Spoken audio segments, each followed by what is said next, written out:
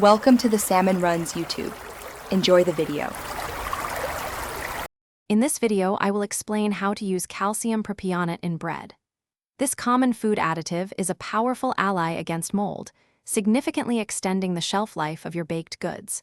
By incorporating it correctly, you can keep your bread fresher for longer, reducing waste and ensuring quality. It's a simple step that makes a big difference in preserving your delicious creations, keeping them enjoyable for days.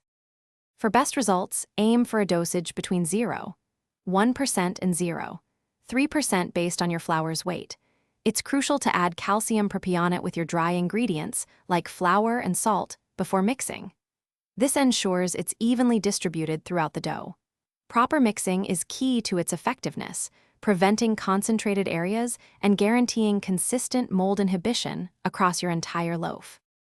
The primary benefit of calcium propionate is its ability to maintain freshness and prevent spoilage, giving your bread a longer life.